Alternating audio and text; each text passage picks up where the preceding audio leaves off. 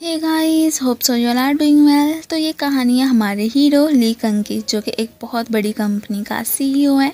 साथ साथ hot, handsome, talented और हार्टलेस भी।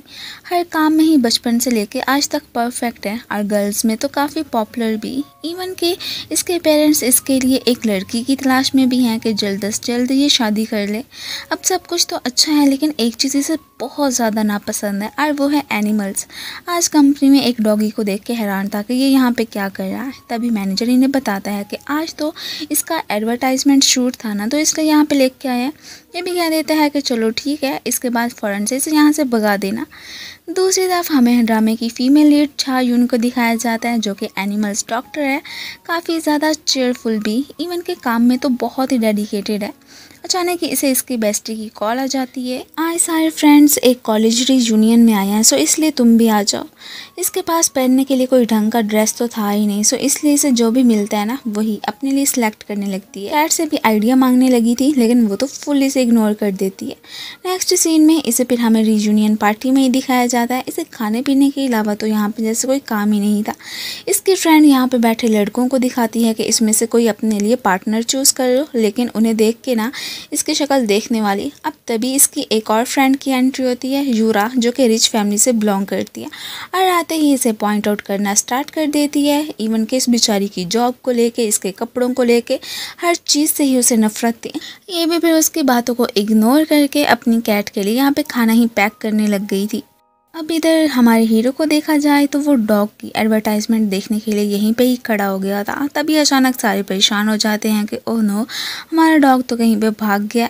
ये सबसे परेशान होकर जैसे ही बाहर आता है तो तभी अचानक इसकी नज़र उसी डॉग पे पड़ जाती है। ये उसे लेने के लिए वहाँ से भाग पड़ा था और काफ़ी उसके पीछे दौड़ता और गुस्सा भी आई जा रहा था कि आखिर चला तो चला कहाँ गया। इधर ही हमें छाजून को दिखाया जाता है, जो कि एक ड्रेस को देख के ना थोड़ी देर के लिए रुक जाती है कि कैसे यूरा इसे पॉइंट आउट कर रही थी कि इसे तो कोई सलीका ही नहीं है कि कैसी ड्रेसिंग करनी है वगैरह वगैरह। अब उन सारी चीज़ों से घबरा के फिर आकर जूस पीने लग जाती है। अब यहाँ से पीते पीते अचानक इसकी नज़र उसी डॉग पे ही पड़ गई थी, जो कि काफ़ी हॉट फील कर रहा था। ये उसे पानी पिलाती है। इतने में ऊपर से हमारा हीरो भी आ जाता है और वो तो इसकी बेल्ट को खींचने लगा था। ये सब देख के ना छाजून को अच्छा नहीं लगता है कि तुम क्या एनिमल्स को ऐसे ट्रीट करते हो, बहुत ही हार्टलेस हो। इवन कि ये भी कहने लगी थी कि मैं तुम्हारे साथ चलती हूँ इसे लेके, अगर ये नहीं आ रहा है तो। वो मना कर देता है कि ये मेरा डॉग है और पता है क्या, इसके स्टूडियो से भागने की वजह से मुझे कितना नुकसान हो रहा है, इसलिए मुझे वहाँ पे इसे फ़ौरन से लेके जाना ही पड़ेगा। वो कह देती है कि एक मिनट रुको तो सही, मेरी बात तो सुनो। तुम्हें पता है स्टूडियो में लाइट्स वगैरह की वजह से कितना ज़्यादा टेम्परेचर होता है और इनकी बॉडी का टेम्परेचर तो हम ह्यूमन से बहुत ज़्यादा होता है, तो इसलिए काफ़ी हॉट फील कर रहा होगा। कम से कम इसका वहाँ पे ख्याल तो रख सकते हो ना। मैनेजर भी इस डॉगी को लेने के लिए आ गया था, सो इसलिए अब फिर बॉस साहब भी वहाँ से चलते बनते हैं। अब यहाँ पे आके वो नोट करता है कि वाकई में ना डॉगी काफ़ी वीक लग रहा है। सो इसलिए इसने असिस्टेंट से कह के इसके पास आइस पैक से रखवा दिए थे। सो अब जाके वो कुछ नॉर्मल बिहेव करता है। अब यहाँ पे मैनेजर कहता है कि वाओ बॉस, आप तो बहुत अच्छे बन गए हैं। ये कहता है कि ऐसी बात नहीं है, मुझे बस अपने काम से ही प्यार है, इसलिए मैंने ये सब किया है। इधर ये अपनी कैट के लिए जो भी खाना लेके आई थी ना उसे फिर दे देती है। अब यहाँ पे अपने बिल्स वगैरह देखने लगी थी। बेचारी के ऊपर बहुत सारा लोन होता है जिन्हें कि इसने पे ही नहीं किया था और इस बात से परेशान भी होती है कि मैं इतना ज़्यादा काम करती हूँ फिर भी ये सब कुछ मुझसे आखिर ख़त्म क्यों नहीं हो रहा है। इधर हमारा हीरो नोट करता है कि जैसे ना कुछ लोग उसे फॉलो कर रहे हैं और यही लोग आके यहाँ पे उसे बेदर्दी से किडनैप भी कर लेते हैं। इधर जैसे इसकी आँख खुलती है तो फ़ौरन से अपने हाथों को छुड़ाने की कोशिश करने लगा था और जैसे इसे मौका मिलता है तो उन गुंडों से फाइट करने के बाद वहाँ से जैसे ही भाग के जा रहा होता है तो अचानक एक पर्सन ने आके इस पर हमला कर दिया था। नाइफ लगने की वजह से इसकी हालत तो ख़राब हो गई थी, लेकिन फिर भी ये उनके चुंगल से जैसे तैसे करके बच के निकल के वहाँ से भाग ही गया था। अब यहाँ पे जैसे इस पर हमारे हीरोइन की नज़र पड़ती है तो वो हैरान थी कि ये यहाँ पे कैसे आया।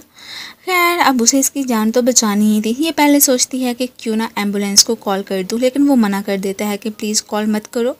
अब ये फिर उसे उठा के अपनी क्लिनिक लेके आ गई थी। अब थी तो एनिमल्स डॉक्टर, इसलिए कह रही होती है कि देखो मैं तुम्हारा इलाज तो कर रही हूँ, लेकिन फिर बाद में ये ना कहना कि मैंने कुछ गलत कर दिया था। अब मैं क्या ही करूँ, इसके अलावा मेरे पास कोई ऑप्शन ही नहीं है।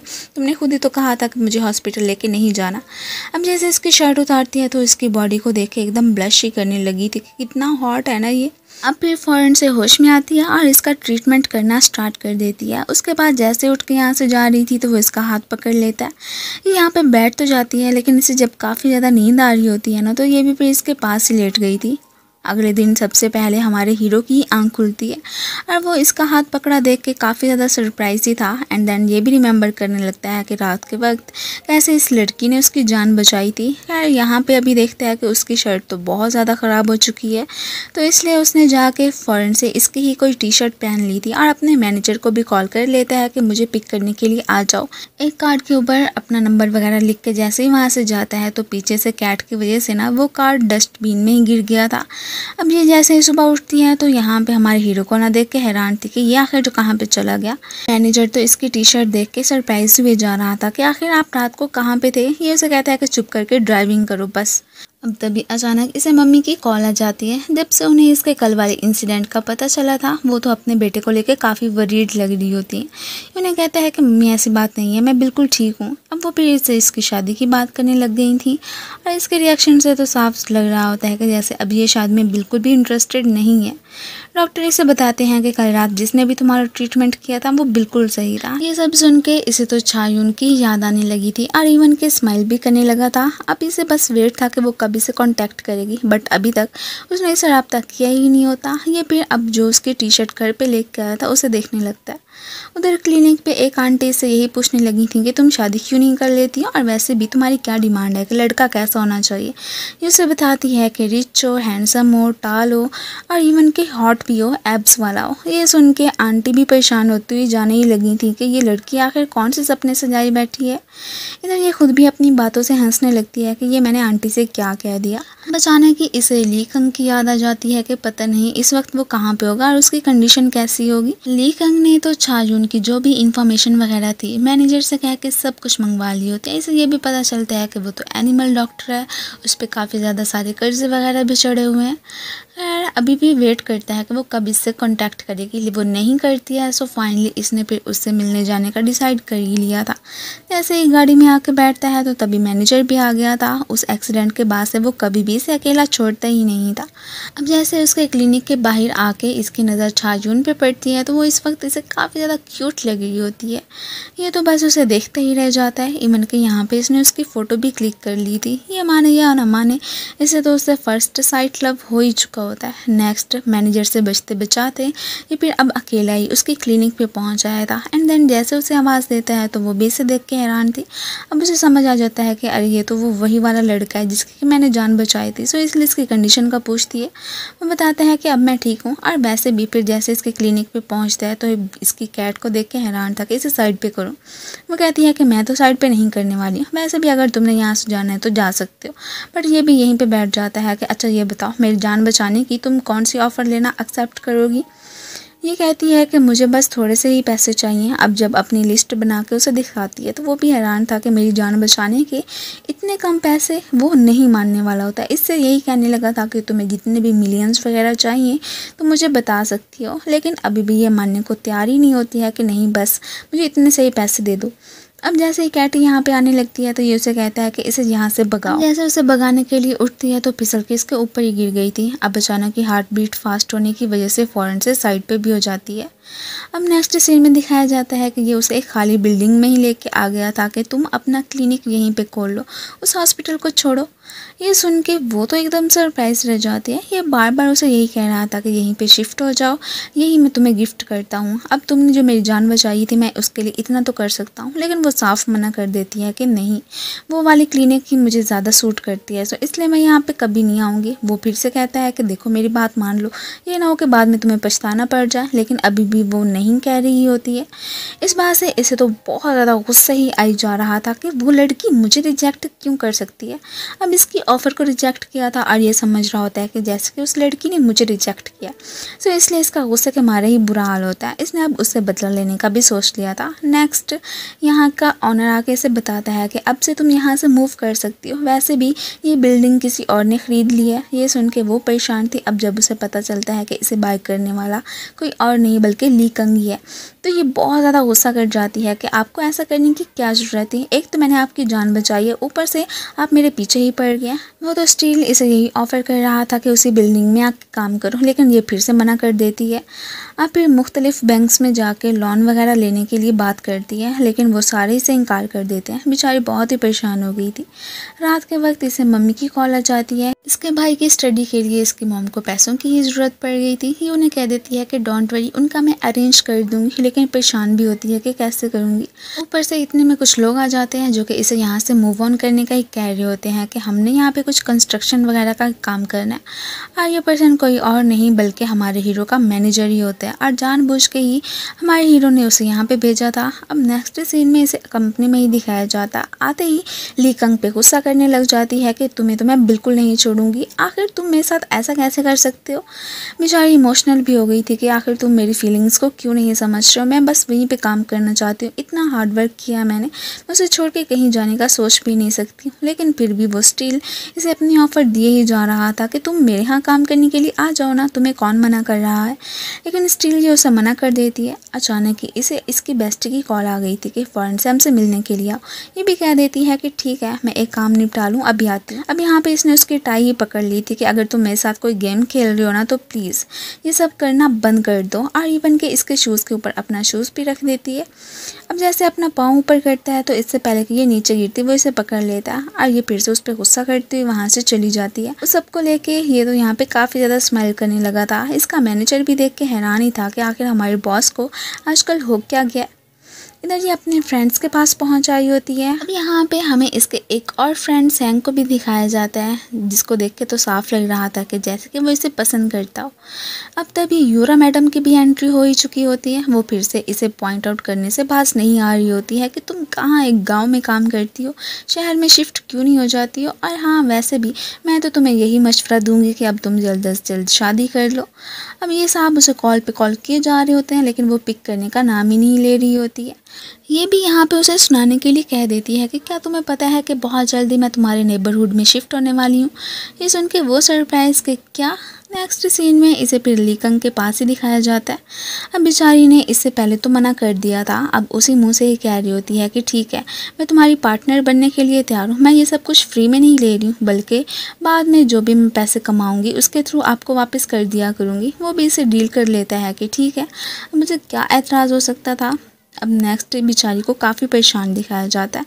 इस हॉस्पिटल में उसने बहुत सारा काम किया था, अब इसे छोड़ने के लिए जा रही थी तो इसलिए काफ़ी ज़्यादा ड्रिंक भी कर लेती है। फिर उसी बिल्डिंग में ये शिफ्ट हो ही चुकी होती है। अपनी कैट को भी लेके आ गई थी, कुछ सामान वगैरह भी इसने मंगवा लिया था। अब रात के वक्त जैसे ही हमारा हीरो इसे देखने के लिए आता है तो तब ये देख के हैरान था कि एक तो क्लिनिक का दरवाज़ा खुला हुआ और ऊपर से ये यहाँ पे सो रही है।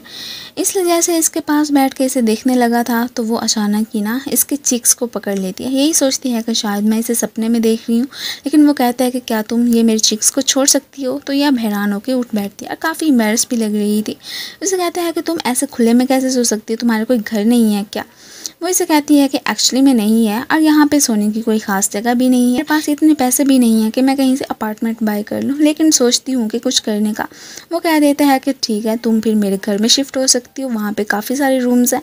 बट इसने तो साफ मना कर दिया था। ऑफिस में असिस्टेंट आके इसे बताता है कि आपके लिए मॉम ने काफ़ी सारी ब्लाइंड डेट्स का अरेंज कर लिया है, सो इसलिए जब भी आपसे हो सके तो वहाँ पे चले जाना। ये सब देख के ये तो परेशान ही हो गया था। इसने आज ये अपनी क्लिनिक ओपन करने का डिसाइड कर लिया होता है। काफ़ी प्रे भी कर रही होती है कि ये अच्छे से चल जाए और मैं अपने लिए बहुत सारा पैसा कमा सकूं। इसकी फ्रेंड इससे एक्सक्यूज़ कर लेती है कि सॉरी मेरी मॉम का ऑपरेशन था, सो इसलिए मैं नहीं आ सकती हूँ, लेकिन हाँ सैंग ज़रूर आ जाएगा तुमसे मिलने के लिए। इधर बाहर मैनेजर साहब एक बहुत ही बड़ा फ्लावर बुके लेके पहुँचे हुए होते हैं कि बॉस साहब तो नहीं आ सके, सो इसलिए उन्होंने मुझे भेजा। और हाँ, लंच पे ज़रूर आपको उन्होंने इन्वाइट किया था, लेकिन ये लंच पे नहीं जाती है, वो बस इसके आने का ही वेट करता रह जाता है। ये ना सिर्फ इससे प्रे वगैरह करवाती है, क्लिनिक की सफाई भी करवाने लगी थी। और बाद में जैसे ही खाना खा रहे होते हैं तो ऊपर से अपने बॉस को देख के ये बेचारा तो घबरा के वहाँ से जाने की करता है कि इससे पहले कि इसके हाथों में शामत आ जाए। अब जो इसे खाने के लिए इन्वाइट करती है, पहले तो नखरे दिखा के मना करता है और जब जैसे ये खाना खाता है तो यहाँ पे इसे काफ़ी ज़्यादा पसंद भी आने लगा था, लेकिन उसके सामने ऐसे शो करवाता है कि जैसे कि उसे ये बिल्कुल भी पसंद नहीं आया। इतने में सेंग की भी एंट्री हो चुकी थी। वो इससे पूछने लगता है कि आखिर ये पर्सन कौन है। तो ये उसे बताती है कि ये मेरा बिजनेस पार्टनर है और कोई नहीं है, बस आज के दिन हम लंच करने के लिए ही आए थे। यूरा जैसे ही यहाँ से जा रही होती है तो अचानक ही इसकी क्लिनिक को देख के सरप्राइज ही रह गई थी कि आखिर चायून के पास इतने सारे पैसे आ तो आ कहाँ से गए। ये रात को फिर उसका भेजा हुआ फ्लावर बुके ही देखने लगी थी। यहाँ पे इसे काफ़ी ज़्यादा अच्छा भी लगता है। अब नेक्स्ट सीन में चायून की सो कॉल्ड फ्रेंड्स ने इसे मिलने के लिए बुलवाया था। यही कह रही होती हैं कि हमने सुना है कि तुमने न्यू क्लिनिक ओपन कर लिया है, सो इसी खुशी में क्या तुम हमें ट्रीट नहीं दोगी। वो भी मान जाती है कि ठीक है। अब जानबूझ के ही वो इसे एक बहुत ही महंगी जगह पे लेके आई थी और जाहिर सी बात है यहाँ के सारे खाने भी काफ़ी एक्सपेंसिव होते हैं। ये सब कुछ देख के उसका तो सारी घूम जाता है कि इतने सारे पैसे मैं कहाँ से लाऊंगी। तभी अचानक ऊपर से एक वेटर आ जाता है जो कि इनके लिए यहाँ पे काफ़ी सारी डिशेस भी लाया था और फिर यही बताता है कि इन सब का अरेंज यहाँ पे उन साहब ने किया है जो कि दूसरी टेबल पे बैठे हुए हैं। अब जैसे ही उस पर हमारी हीरोइन की नज़र पड़ती है तो वो एकदम सरप्राइज रह जाती है। एक्चुअली में वो पर्सन कोई और नहीं बल्कि ली कंगी था। चायून तो इसे देखते ही यहाँ पे चुपने लगी थी। यूरा मैडम इस पर लाइनें मारने की ट्राई करने लगती है। वो समझ रही थी कि मैं प्रीटी हूँ और साथ साथ रिच भी हूँ, सो इसलिए ये हैंडसम सा बॉय ना मेरे लिए ही यहाँ पे आया होगा, बट उसे रियलिटी का क्या पता। ये साइड पे उसे मिलने के लिए बुलाती है। यही पूछ रही होती है कि आखिर तुम इस वक्त यहाँ पे क्या कर रहे हो। वो इसे कोई ख़ास रिस्पॉन्स नहीं देता है तो अब ये फिर उस पर गुस्सा करते हुए वहाँ से जाने ही लगी थी। बाद में जैसे बिल पे करने के लिए आती है तो इसे पता चलता है कि उन साहब ने इसका बिल भी पे कर दिया था। ये अब परेशान से बाहर आती है। अब तभी फिर ली कंग इसे कहता है कि चलो मेरे साथ, मैंने तुमसे बहुत ही इंपॉर्टेंट बात करनी है। जैसे ही वो इसके साथ वहाँ से जाती है तो तब इसके सो कॉल्ड फ्रेंड्स की शक्ल देखने वाली उनका तो जल्द के मारे बुरा हाल था कि आखिर ये हैंडसम सा बंदा इस लड़की को कैसे जान सकता है। अब रास्ते में जाते हुए ये अब उसे कह देता है कि मेरी मॉम मेरे लिए बहुत सारी ब्लाइंड डेट्स का अरेंज कर लिए हैं और शादी का भी इवन कि उन्होंने मुझे करने का कह दिया, लेकिन मैं करना नहीं चाहता हूँ। इसलिए इसे कह देता है कि क्या तुम मेरी कॉन्ट्रैक्टेड गर्लफ्रेंड बनना पसंद करोगी, इसलिए तुम मेरी शील्ड का काम करोगी, मुझे शादी भी नहीं करनी पड़ेगी। लेकिन ये तो साफ मना करके वहाँ से जाने लगी थी। वो अभी भी इसे फॉलो ही किया जा रहा था कि जब तक तुम मेरा कहना मान नहीं लेती हो तब तक तो मैं तुम्हारा पीछा नहीं छोड़ने वाला हूँ। अब जैसे ही ली कंग चायून के क्लोज आने की कोशिश करता है तब तो उसकी हार्ट बीट बहुत ही फास्ट हो गई थी। अब इसी बात का फ़ायदा उठा के वो कह देता है कि इसका मतलब तुम्हारा ना कोई पहले बॉयफ्रेंड नहीं होना है, सो तभी जब मैं तुम्हारे क्लोज आता हूँ तो तुम्हारी हार्ट बीट फास्ट हो जाती है, तुम बहुत नर्वस फील करती हो। ये तो फ़ौरन से उसे मुक्का मार देती है कि ऐसी कोई भी बात नहीं है। नेक्स्ट इसे बहुत ही कंफ्यूज दिखाया जाता है कि मेरे साथ ऐसा क्यों होता है। जब भी वो मेरे क्लोज आने की कोशिश करता है तब मैं बहुत ही नर्वस हो जाती हूँ, मुझे ऐसा नहीं करना है। फिर तभी हमें फ्लैशबैक में भी दिखाया जाता है कि कैसे सैंग ने कॉलेज लाइफ में इस तक अप्रोच हासिल करने की कोशिश की थी। मीन के पहला इसका उस पर क्रश था। अब बाद में ये सब कुछ तो यूरा ने भी देख लिया था। अब वो इसे आके बताती है कि मेरा तो सैंग बॉयफ्रेंड है, पता नहीं क्यों उसने तुम्हें ये फ्लावर्स दिए थे। ये सुन के वो सैड हो जाती है कि इसका मतलब वो दो लड़कियों को डेट करना चाहता है। और बाद में आके अपनी फ्रेंड को सारी बात का बता देती है कि कैसे वो सीईओ मेरे क्लोज आता है, मैं नर्वस हो जाती हूँ, इसलिए अपनी नर्वसनेस को भगाने के लिए इसने डांस क्लब भी ज्वाइन कर लिया था। अब जैसे ही सैंग के साथ डांस करने लगती है तो तब ये नोट करती है कि इसके साथ होते हुए मुझे वैसा फील क्यों नहीं हो रहा है जैसा कि सीईओ के साथ होता है। अभी फ़िलहाल तो यही सोच ही रही होती है कि अचानक ही इसे सीईओ की कॉल आ जाती है। अब कॉल आने की वजह से भी इसकी हार्ट बीट फास्ट हो गई थी। वो इससे फिर से अपने कॉन्ट्रैक्ट की बात करने लगा था, लेकिन ये कह देती है कि मैं इस वक्त बिजी हूँ, इसलिए इसने कॉल डिस्कनेक्ट कर दी थी। वो हैरान था कि इस लड़की को आखिर मसला क्या है। मीन के मेरी कॉल भी पिक करना ये पसंद नहीं करती है। ये जब फिर अपने फ्रेंड्स के साथ यहाँ पे चेयर्स कर रही होती है तो तभी फिर से वो इसे कॉल कर देता है। वो तो अपनी फ्रेंड्स के होते हुए इसकी कॉल नहीं सुनना चाहती थी, इसलिए डिस्कनेक्ट कर देती है। अभी भी उसका गुस्से के मारे बुरा हाल ही था। अब ये फिर चायून से मिलने के लिए उसकी क्लिनिक ही पहुंच आया था। यही कहने लगा था कि मेरे साथ रिलेशनशिप में आने पे ना तुम्हें बहुत सारा फ़ायदा होने वाला है। तुम्हें पता है 3 महीने के बाद फिर ये क्लिनिक तुम्हारा भी हो सकता है, तुम्हें बाद में मुझे पैसे देने की भी ज़रूरत नहीं पड़ेगी। ये सुन के वो सरप्राइज रह जाती है। अभी भी इसे ना उसके आंसर का ही वेट होता है, लेकिन वो कोई ख़ास रिस्पॉन्स नहीं देती है। बस यही कहने लगी थी कि क्या सच में। अभी भी उसे सोचने के लिए टाइम ही चाहिए होता है। तभी फिर बाद में हमें एक और लड़के को दिखाया जाता है जो कि चाजून का ही छोटा भाई होता है। आते ही ये तो उसकी कुटाई लगाना स्टार्ट कर देती है। इतने दिनों से उसने इसके साथ कोई रब्ता जो नहीं किया था। वो यहाँ पे जैसे ही देखता है कि उसकी बहन अपसेट है कि अपने बिजनेस को कैसे आगे बढ़ाए, तो वो इसे आइडियाज ही देने लगा था कि ऐसा तुम करोगी ना तो इस यहाँ से तुम्हारी क्लिनिक चमक ही जाएगी। लेकिन इस बेचारी को तो यहाँ पे कोई भाव ही नहीं दे रहा होता। फिर थक हार के बैठ जाती है और फिर अपने भाई पे गुस्सा करने लग जाती है कि कितना फजूल प्लान बताया था उसने। रात के वक्त सैंग तो इसके पास एक पेट लेके आया होता है जो कि काफ़ी ज़्यादा इल था। उसे यकीन था कि ये बहुत अच्छे से उसका ट्रीटमेंट कर देगी और वाकई में ऐसा ही होता है। अब यहाँ से वापसी पे जैसे ही जा रहा होता है तो इस पे हमारे हीरो की भी नज़र पड़ चुकी होती है। उसे तो फुल इग्नोर मारता है, लेकिन यहाँ पे आके यही पूछने लगा था कि जो अभी यहाँ से लड़का गया वो कौन था। ये उसे बताती है कि वो मेरा फ्रेंड था। फिर से उसे कहने लगा था कि चलो वो तो तुम्हारा फ्रेंड था, अब ये बताओ कि जो मैंने तुम्हें ऑफ़र दिया है उसके बारे में क्या सोचा है, मुझे सच सच बताना। ये भी तंग आ चुकी थी कि मेरा इतना हार्डवर्क करने के बाद भी मेरा क्लिनिक नहीं चल रहा है, सो इसलिए बेहतर यही रहेगा कि मैं इसकी ऑफ़र एक्सेप्ट कर लूँ। इसलिए फ़ौरन से उसे कह देती है कि ठीक है, मैं तुम्हारी बात मानने के लिए तैयार हूँ। नेक्स्ट सीन में दोनों को कॉन्ट्रैक्ट पे साइन करते हुए दिखाया जाता है। साथ ही फन कि इसने ये शर्तें भी रखी थी कि अब के बाद तुम्हें ना मेरी हर बात माननी पड़ेगी, स्पेशली कि मुझसे दूर नहीं जाना है, और हाँ अपने मेल फ्रेंड्स से तो ख़ास तौर पर ही दूर रहना। इस वक्त इसके माइंड में सिर्फ और सिर्फ सैंग ही आइए जा रहा था। मीन कि ये उससे बहुत जेलस भी फील करता है। अब यहाँ पे वो भी कह देती है कि ठीक है, मैं कभी भी तुम्हें निराश नहीं करूँगी। इन दोनों को साथ में देख के मैनेजर की खुशी का तो कोई ठिकाना ही नहीं होता कि फाइनली मेरे बॉस भी रिलेशनशिप में आ ही चुके हैं। फिलहाल के लिए तो इन्होंने ये कॉन्ट्रैक्ट अपना किसी को भी नाम बताने का ही डिसाइड कर लिया होता है। अब ये साहब जैसे इसके फ्रेंड्स को देखते हैं ना तो ऐसे प्रिटेंड करने लगे थे कि जैसे कि ये दोनों सचमुच ही अब गर्लफ्रेंड एंड बॉयफ्रेंड बन चुके हैं। असल में तो ये सैंग साहब को यहाँ पे जेलस फील कराना चाहते थे। अब वो उसके लिए बुके लेके आया था लेकिन उसे दे ही नहीं पाता है। अब बाद में मम्मी ने इसके लिए एक ब्लाइंड डेट का अरेंज कर दिया था। वो लड़की इससे काफ़ी छोटी होती है, रामी। अब ये फ़ौरन से यहाँ पे चाजून को कॉल करता है कि मैं मुसीबत में फंस गया हूँ, सो इसलिए मुझे बचाने के लिए फ़ौरन से यहाँ पे पहुँचो। इधर रामी तो इसे बहुत पसंद करती थी। ये उसे कह देता है कि देखो तुम्हें ना अब मेरे पास आने की ज़रूरत नहीं है, मेरी ऑलरेडी एक गर्लफ्रेंड है। अब तभी अचानक ही ऊपर से फिर हमारी हीरोइन की भी एंट्री हो जाती है। वो इसे अपनी गर्लफ्रेंड कह के ही रामी से इंट्रोड्यूस करवाने लगा था। ये मैडम तो विश्वास नहीं करने वाली थी और साथ ये भी कहने लगती है कि अगर ठीक है तुम्हारी गर्लफ्रेंड है भी सही तो मैं फिर भी तुम पे गिव अप नहीं करने वाली हूँ। और जैसे इसके सामने इसे किस करने लगा था, ये फ़ौरन से चिल्ला पड़ती है कि बस कर दो। अब जैसे वो इसे घर ड्रॉप करने के लिए जा रहा होता है तो ये सोने ही लग गई थी। अब इसे सोते हुए वो बहुत प्यार भरी नज़रों से देखने लगता है कि ये इस वक्त कितनी क्यूट लग रही है।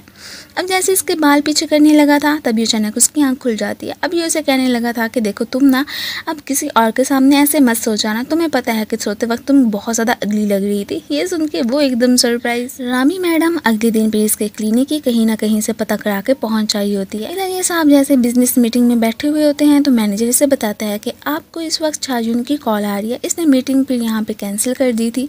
और फर्नीचर से बात करने लगता है। वो इसे बताती है कि रामी मुझसे मिलने के लिए आई है, अब बताओ कि मैं उसका क्या करूं। उससे कह देते हैं कि तुम्हारी मर्जी है, जो करना है कर सकती हो, वैसे भी अब तुम मेरी गर्लफ्रेंड हो, इतना तो तुम्हारे करने का हक ही बनता है। चाजून तो अब फुल एटीट्यूड के साथ फिर रामी के सामने बैठती है। वो तो इसे काफ़ी सारी बातें सुनाने लगी थी, उस पर तो इसकी बातों का कोई भी असर नहीं होता। ये मैडम अब काफ़ी ज़्यादा सारा गुस्सा करती हुई वहाँ से चली जाती है कि तुम्हें तो मैं देख लूँगी। रात को ली कंग इसे अपने साथ फर्स्ट डेट पे ही लेके जाने वाला था। दोनों ने मूवी देखने का ही डिसाइड किया होता है। मूवी देखते वक्त ये तो अपने बहुत सारे एक्सप्रेशंस चेंज करती है। पहले हंसने लगी थी एंड देन इमोशनल सीन पे आके फिर रोने भी लग जाती है। वो स्टिल एक ही मूड में बैठा होता है। जैसे ही मूवी ख़त्म होती है तो ये यहाँ पे उसके साथ अपनी फ़र्स्ट पिक्चर भी बनाने लगी थी। अब वो स्माइल नहीं कर रहा होता तो इसलिए ये अपसेट हो जाती है। बाद में जैसे उसे फ़ोन पे बातें करते हुए देखती है तो कैसे वो हंस हंस के बातें कर रहा होता है, तो तब तो इसका दिल और ही उदास हो गया था कि ये मेरे साथ होते हुए ऐसा क्यों नहीं करता। अब इसने अपनी फ़र्स्ट पिक्चर यहाँ पे काफ़ी संभाल के भी रख दी होती है। रात के वक्त इनका लाइट बल्ब जो भी होता है वो ख़राब हो गया होता है, तो इसकी फ्रेंड फ़ौरन से ली कंग को मैसेज करके यहाँ पे बुला लेती है। वो बेचारा भागा भागा ही आया था कि पता नहीं क्या मसला हो गया। यहाँ पे आके जब उसे पता चलता है कि बस एक बल्ब को चेंज करने के लिए इसने उसे बुलाया है, तो उसका फिर यहाँ पे गुस्से के मारे बुरा हाल ही हो गया था। अब जैसे ही वो बल्ब चेंज करने के लिए ऊपर चढ़ता है तो यहाँ पे उसे तो वो चेंज हुआ ही नहीं जा रहा होता, तो वो फ़ौरन अच्छे से साइड पे करके वो ठीक कर देती है और खुश भी हो गई थी। जैसे यहाँ से उतरने की कोशिश करने लगती है तो फिसल के इसके ऊपर ही गिर जाती है। सो इस तरह इन दोनों के बीच फर्स्ट किस भी हो गई थी। फ्रेंड के आने पर ये दोनों फिर साइड पे हो जाते हैं। वो तो इन्हें डिस्टर्ब किए बिना वहाँ से चली ही गई थी।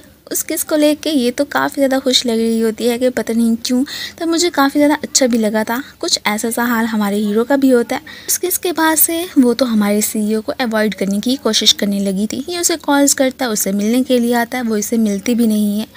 अब यहाँ पे फिर उससे एक मैसेज छोड़ देता है, वो मैसेज का भी कोई रिप्लाई नहीं करती है। अब तभी मैनेजर के थ्रू इसे एक इन्विटेशन कार्ड मिलता है कि आज रात आपको एक पार्टी में जाना है। इसने तो अपने साथ छाजुन को ही लेकर जाने का डिसाइड कर लिया था, इसलिए उसे मैसेज कर देता है कि फौरन से मुझे मिलने के लिए आओ, वरना फिर तुम्हें पता है ना कि मैं क्या कर सकता हूँ। वो भी बेचारी आ ही गई थी। अब जैसे उसे वहाँ से लेकर जाने लगता है कि आज की रात हम दोनों पार्टी में जाएंगे, तो वो कहती है कि मेरे पास तो कोई ड्रेस ही नहीं है। सो इसलिए उसके लिए एक ड्रेस बाय करने के लिए आ गया था। यहाँ पे तो हमारी क्यूट सी छाजुन तो बहुत ही प्रेटी लग रही होती है। इवन कि ये भी उससे नजरें हटा ही नहीं पाया होता।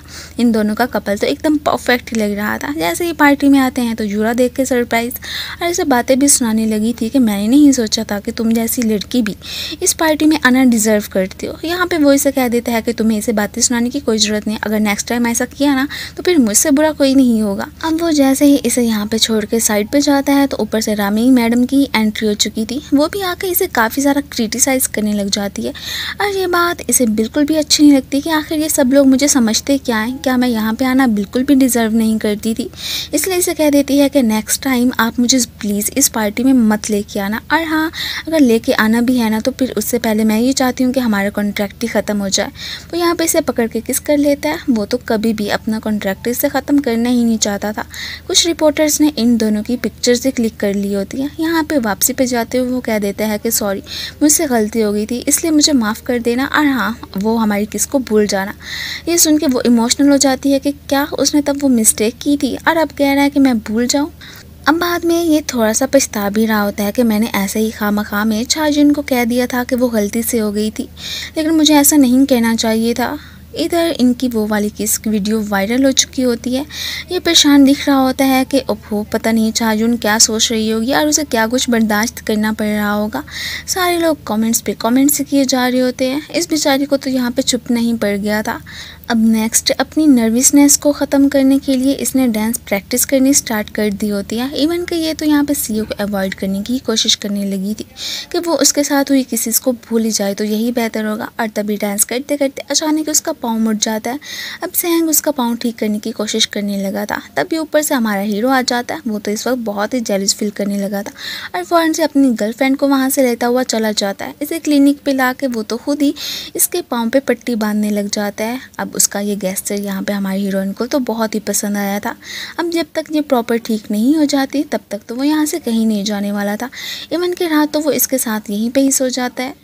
छाजुन को लेके ये तो काफ़ी सारा पॉजेसिव भी बनता जा रहा होता है। ये नहीं चाहता था कि एक पल भी वो मेरी नज़रों से दूर हो। सो इसलिए बहुत सोच समझ के इसने एक फ़ैसला किया था। सो नेक्स्ट सीन में इसे हमें छाजुन के पास ही दिखाया जाता है, जो कि उसे यही कह रहा होता है कि तुम ना अभी के अभी मेरे घर में ही मूव कर जाओ। ये सुन के वो तो एकदम सरप्राइज रह जाती है कि क्या। छाजुन ने तो सीईओ को साफ मना कर दिया था कि मैं जस्ट उस पर्सन के साथ रहूँगी जो कि मुझे पसंद करता होगा, इवन कि हम दोनों के बीच बस लव का ही रिश्ता होगा। उसने तो उसे ये तक भी कह दिया था कि क्या तुम मुझे इतना पसंद करते हो कि मुझे अपने साथ रखने के लिए मरे जा रहे हो।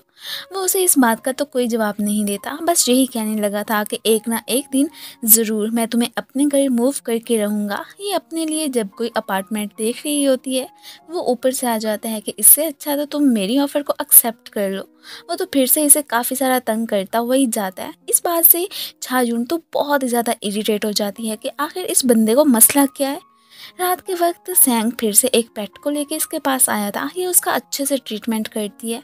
जब सीईओ कॉल करता है तो आगे से सेंग ने ही पिक कर ली थी कि छाजुन अभी बिजी है, बाद में फ़ोन करना। ये हैरान कि उसका फ़ोन इन साहब ने क्यों पिक किया। आज तो अपने फ्रेंड के साथ आके छाजुन ने बहुत सारी ड्रिंक भी कर ली होती है, इवन के टल्ली भी हो गई थी।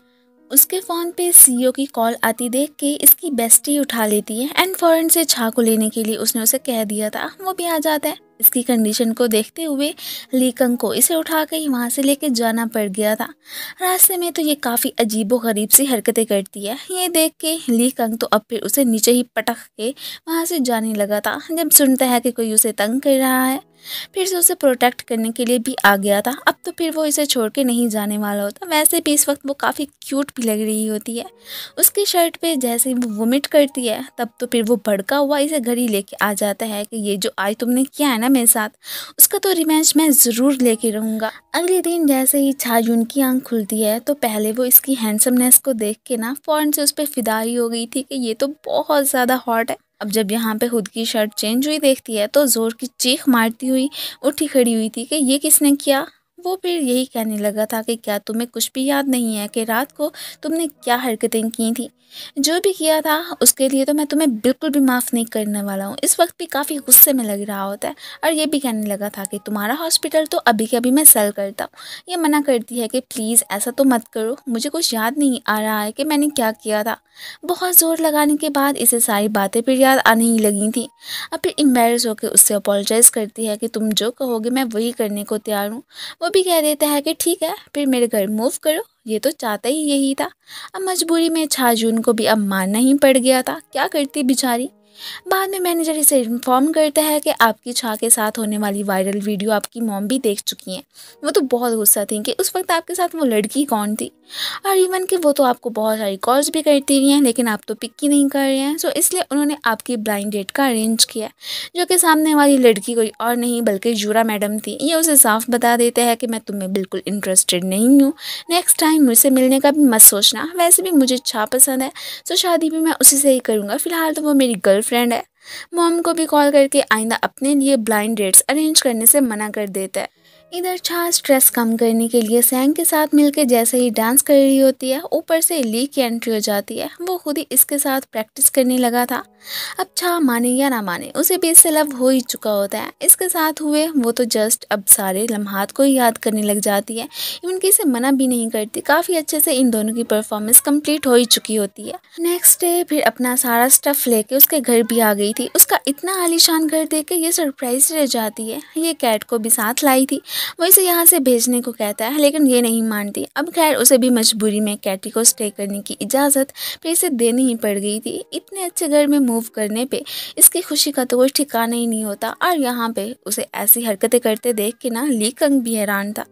रात को लाइटनिंग होने की वजह से छा को बहुत ज़्यादा डर लगता है। इसे तो खैर बस यही चीज़ ज़्यादा डराती थी। फौरन से चीखें मारती हुई ली कंग को आके चिपक जाती है। वो कंफ्यूज कि अब मैं क्या करूं। ये बहुत ही घबराई हुई थी। वो इसे तसल्ली देने लगता है। अब फिर बाद में खुद ही ऑकवर्ड फील करती हुई फौरन से नीचे उतर आती है। वो इसे आराम से यहाँ पे रूम में रहने का कह के बाहर ही आ गया था लेकिन हालत थोड़ी सी ख़राब होती है कि ये आज उसके इतना ज़्यादा क्लोज आने की वजह से मुझे क्या हो गया था। अगली सुबह इसके लिए ब्रेकफास्ट ली कंग ने अपने हाथों से ही बनाया था। ये देख के वो तो बहुत ही हैप्पी होती है। यहाँ पे इसे कहता है कि इतना भी खुश होने की ज़रूरत नहीं है, इसके बाद जो भी घर का काम होगा वो तो तुम्हें ही करना पड़ेगा। ये सुन के थोड़ी सी अपसेट हो जाती है कि क्या तुम मुझे यहाँ पे नौकरानी बना के लाए हो। वो कहता है कि नहीं ऐसी बात नहीं है। अब ये भी कह देती है कि चलो ठीक है हम दोनों मिल के काम बांट लेते हैं कि आधे तुम क्या करोगे और आधे मैं। इवन कि यहाँ पर इसने काफ़ी सारे रूल्स वगैरह भी बना दिए थे जिनमें कि फ़र्स्ट ऑफ ऑल ये आता है कि हम दोनों के बीच ना आइंदा के बाद कोई भी फिजिकल कांटेक्ट नहीं होगा। ये सुन के वो सरप्राइज कि क्या सच में। वैसे भी क्या तुम्हें रात का सीन याद है कि कौन सबसे ज़्यादा चिपकी जा रहा था। ये अब थोड़ी सी एम्बेरस हो जाती है, कहती है कि हाँ माना कि रात को मेरे से वो सब कुछ हो गया था लेकिन मैं तुम्हें यकीन दिलाती हूँ कि आइंदा के बाद ऐसा कभी भी नहीं होगा। अब थोड़ी देर के बाद वो फिर इसे खुद ही हॉस्पिटल छोड़ने के लिए जाने लगा था। रास्ते में ये भी कह देता है कि तुम्हारा वो जो फ्रेंड है ना सैंग, उससे दूर ही रहना। अगर मैंने तुम्हें उसके साथ देख लिया ना फिर समझ लेना कि मुझसे बुरा कोई नहीं होगा। ये जैसे ही हॉस्पिटल पहुंचती है तो सामने से सैंग इसका वेट कर रहा था। इन दोनों को वहाँ से जाते देख के ना इसका अब गुस्से के मारे बुरा हाल। वो तो इसे गुड बाय कहने के लिए आया था कि मैं अब फ़ौरन जा रहा हूँ। बेचारा इसे बहुत ज़्यादा पसंद तो करता था लेकिन उसे अब इतना भी रियलाइज़ हो चुका था कि ये जस्ट ली कंग को ही लाइक करती होती है, इसलिए फिर इसे फाइनली गुड बाय कहता हुआ वहाँ से चला ही जाता है। थोड़ी देर के बाद ये साहब भड़के हुए उसे कॉल करते हैं कि मैंने तुम्हें कितनी दफ़ा कहा था कि सैंग से दूर रहना, वो फिर आज तुम्हारे हॉस्पिटल में क्या कर रहा था। ये उसे कहती है कि ऐसी बात नहीं है जैसा कि तुम समझ रहे हो, मेरी बात गौर से सुनो कि वो जस्ट मुझे गुड बाय कहने के लिए आया था, एक्चुअली मैं वो फ़ौरन चला गया। ये सुन के अब ये थोड़ा सा खुश हो जाता है और साथ ही साथ रिलीफ भी फील करने लगा था कि शुक्र है कि मेरी उस सैंग से तो जान छूट गई। ये साफ़ सफाई करने के लिए जैसे ही ली कंग के बेडरूम में आती है तो वहाँ पे अचानक उसकी अलमारी में से इसे अपनी टी शर्ट भी मिल गई थी। अब ये रिमेंबर करती है कि ओह, तो उस दिन उसकी काफ़ी ज़्यादा ख़राब हो गई थी ना, तो इसलिए शायद वो मेरी पहन के आ गया था।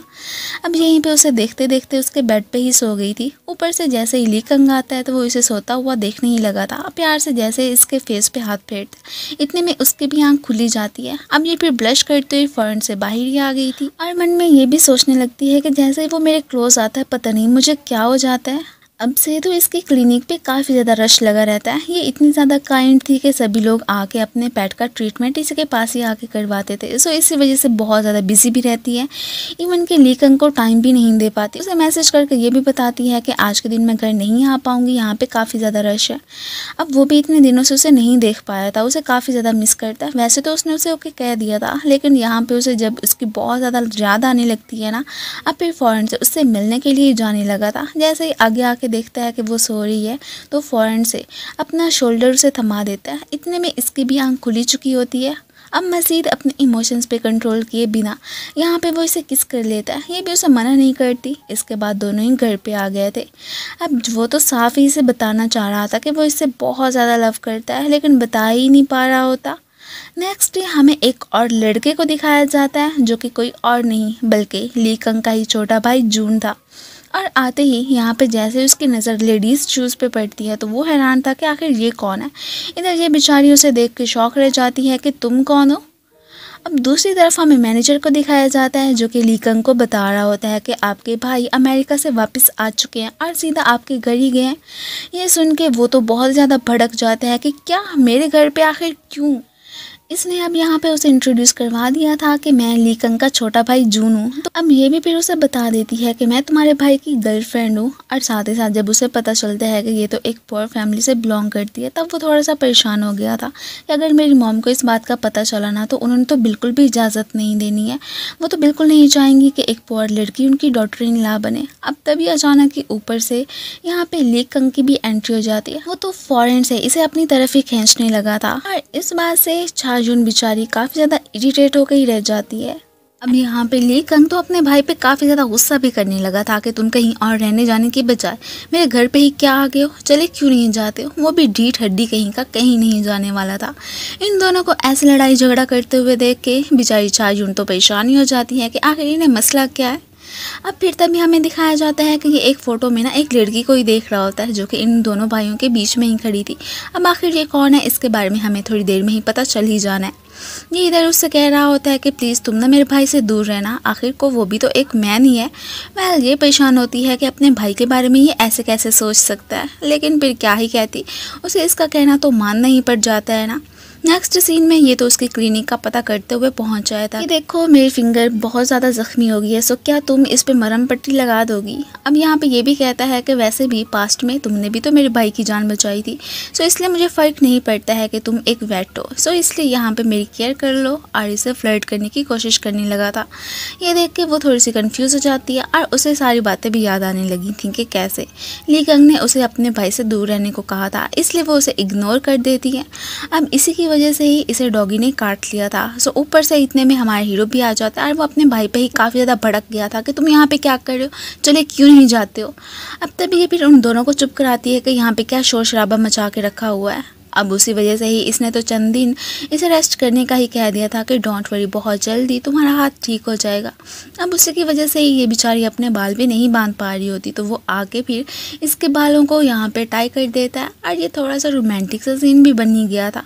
इसने तो अब भाई को अंदर आने की इजाज़त भी नहीं दी होती, वो तो बस बाहर ही खड़ा रह जाता है। बस यही चीखता चिल्लाता रह गया था कि भाई प्लीज़ दरवाज़ा खोल दो ना, मुझे अंदर आना है, लेकिन वो नहीं खोलने वाला होता। इस वक्त वो अपने भाई से ही काफ़ी ज़्यादा जेलस फील कर रहा होता है। अब थोड़ी देर के बाद फिर चायूनी उसे घर के अंदर ही लेके आ गई थी। सारी रात बाहर रहने की वजह से बेचारे को कोल्ड भी हो गया होता है। अब आज इसका फर्स्ट डे ही ऑफिस में होता है, सो इसलिए जाने से पहले अपनी टाई इसे ही बांधने को कहने लगा था, जो कि ये कर भी देती है। बाद में जैसे ही इस बात को लेकर अपने भाई को चिढ़ाने लगता है तो वो आके इसकी वही वाली टाई खोल देता है। अब ये कहने लगा था कि देखो भाई, पास्ट में जो कुछ भी हुआ उसको लेके अभी तक आप मुझसे नाराज़ क्यों हैं। अब तभी हमें पता चलता है कि एक्चुअली में इसकी गर्लफ्रेंड को इसने पास्ट में सीड्यूस किया था, जिसकी वजह से कि वो ली कंग को छोड़ के चली गई थी। और इसी बात का गुस्सा आज तक उसे अपने भाई पे था और ये उससे माफ़ी भी मांगता है कि ठीक है माना, मुझसे गलती हो गई थी, लेकिन अब तो माफ़ कर ही दो ना। लेकिन ये ऐसा नहीं करने वाला होता। घर पे आके ये तो यहाँ पे इसके क्लोज ही आके खड़ा हो जाता है। दोनों को एक दूसरे से लव हो चुका था, ये बात एक्सेप्ट कर ही चुके होते हैं। इसके बाद जैसे ही ये उसके पास बैठा हुआ होता है तो अचानक ही इसे अपने भाई की कॉल आ जाती है। ये तो बिल्कुल नहीं सुनने वाला था, तो तभी वो इसे कह देती है कि देखो, हो सकता है कि वो बेचारा मुसीबत में होगा, सो इसलिए तुम्हें कॉल पिक कर लेनी चाहिए। वो जैसे ही उसकी बात सुनता है तो वो तो काफ़ी ज़्यादा ड्रंक था, इसलिए उसे लेता हुआ घर पे फाइनली पहुंच गया होता है और इस पर काफ़ी ज़्यादा गुस्सा भी करने लगा था। इसी बात का फ़ायदा उठा के जून भी चायून से कहने लगा था कि देखा ये कितना हार्टलेस है, मैं तो कहता हूँ कि तुम इसे छोड़ के चली ही जाओ। वो यहाँ पे इस पर भड़क जाती है कि ये क्या बातें कर रही हो, वो मेरा बॉयफ्रेंड है और वैसे भी तुम्हारा भाई भी तो है। और फिर खुद ही ब्लश करने लगी थी कि ये मैंने क्या कह दिया। अब फिर दोनों भाइयों को वो कपड़े धोने के लिए कह देती है। उसका मिशन था कि ये दोनों अब नाराज़गी ख़त्म करके एक हो ही जाएं और फाइनली ऐसा करते हुए उनके बीच काफ़ी ज़्यादा बॉन्डिंग भी हो जाती है। ये लोग तो अब यहाँ पे खेलना भी स्टार्ट कर देते हैं, एक दूसरे के साथ काफ़ी ज़्यादा मस्ती भी करने लगे थे। इनकी इंजॉयमेंट तो अब ख़त्म होने का नाम ले ही नहीं रही होती। अब अचानक ही ऊपर से ली कंग की मम्मी की एंट्री हो जाती है और वो तीनों को ऐसे ही देख के सरप्राइज ही रह गई थी। चाजून को देखते ही उन्हें तो कंफर्म हो ही गया था कि ये वही लड़की है जिसकी कि मेरे साथ बेटे की वीडियो वायरल हो चुकी थी। वो यहाँ पे इसे काफ़ी ज़्यादा पॉइंट आउट भी करने लगी थी कि क्या तुम्हारे मम्मी पापा ने तुम्हें तमीज़ नहीं सिखाई है कि ऐसे दो लड़कों के साथ एक ही घर में नहीं रहते हैं।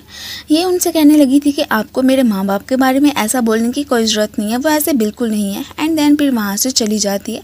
इसके पीछे पीछे ली कंग भी जाने ही लगा था। जून अपनी मॉम को समझाने की कोशिश करने लगा था कि देखें, आप जैसे उस लड़की को समझ रही है ना, ऐसा कुछ नहीं है, वो बहुत ही नाइस है।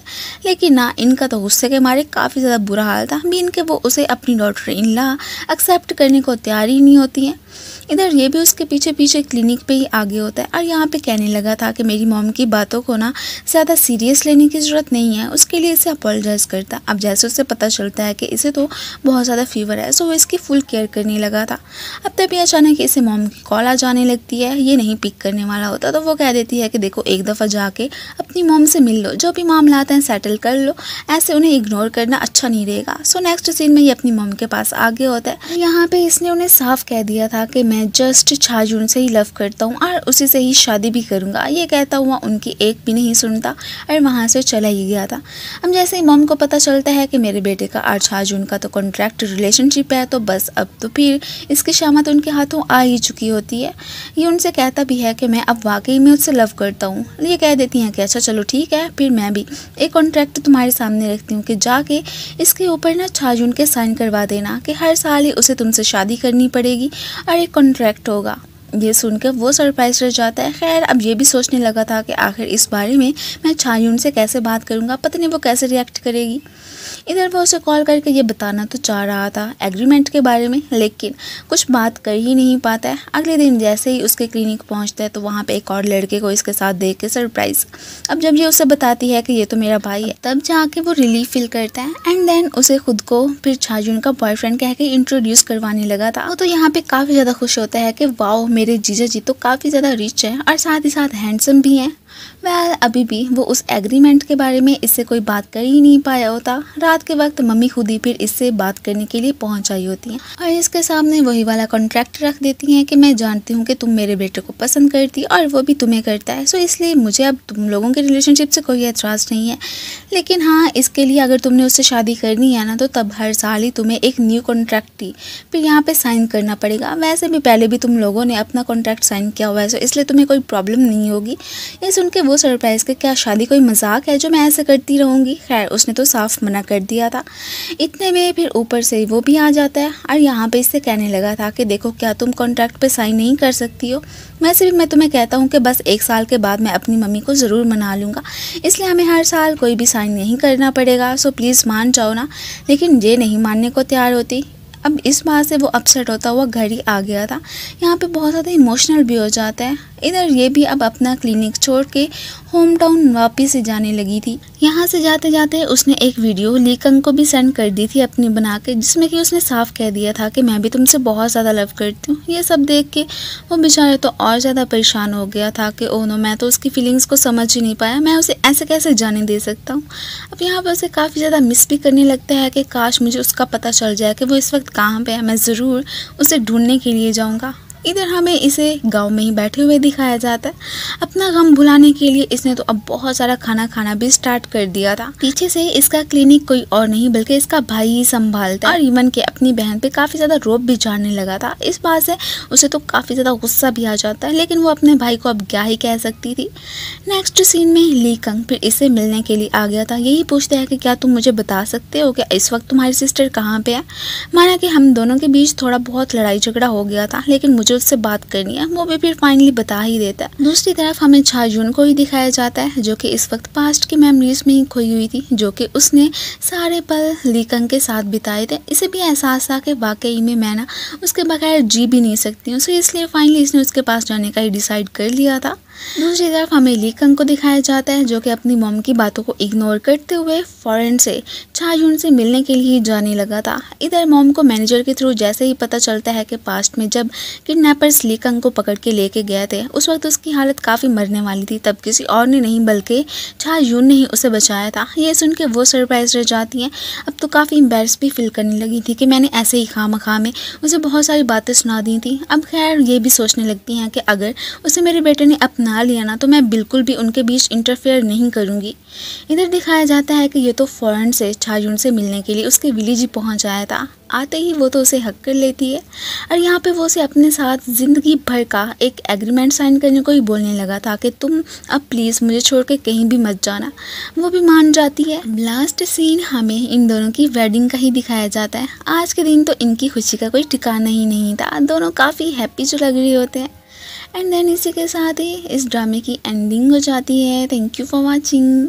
सो मिलते हैं फिर नेक्स्ट वीडियो में, तब तक के लिए बाय एंड अपना ख्याल रखना।